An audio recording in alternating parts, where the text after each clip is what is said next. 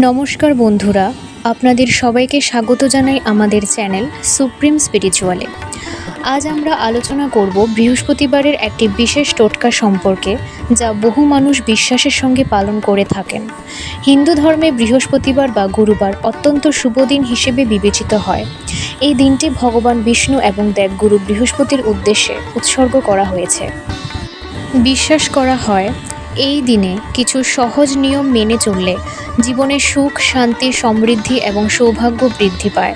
তাহলে চলুন জেনে নেওয়া যাক বৃহস্পতিবারের সেই বিশেষ টোটকা। প্রথমে সকালে ঘুম থেকে উঠে স্নান সেরে পরিষ্কার বা হলুদ রঙের পোশাক পরুন। হলুদ রং বৃহস্পতি গ্রহের প্রতীক বলে মনে করা হয়। এরপর ভগবান বিষ্ণুর ছবি বা মূর্তির সামনে একটি ঘিয়ের প্রদীপ জ্বালান। এরপর ওম নমো ভগবতে বাসুদেবায় মন্ত্রটি 108 বার জপ করুন। ওম নমো ভগবতে বাসুদেবায় এই মন্ত্র জপ করলে মন শান্ত হয় এবং জীবনে ইতিবাচক শক্তির প্রবাহ বৃদ্ধি পায় বলে বিশ্বাস করা হয়। এবার আসি বিশেষ টোটকার কথায়।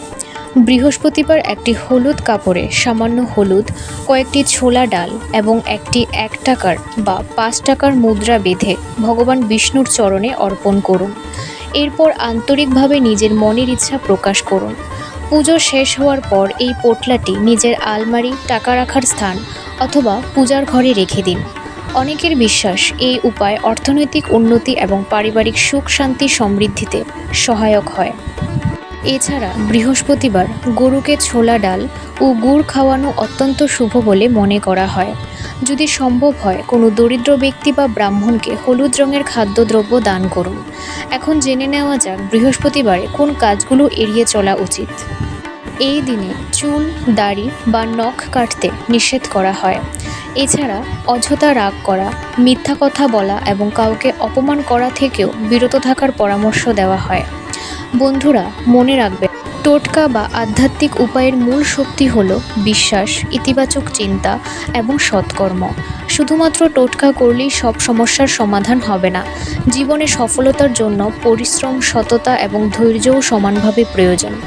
ভিডিওটি যদি আপনাদের ভালো লেগে থাকে তাহলে ভিডিওতে একটি দিন, চ্যানেলটি সাবস্ক্রাইব করুন এবং বেল আইকনটি চাপতে ভুলবেন না। আপনাদের জীবনে সুখ, শান্তি এবং সমৃদ্ধি কামনা করি। ধন্যবাদ। জয় শ্রী বিষ্ণু।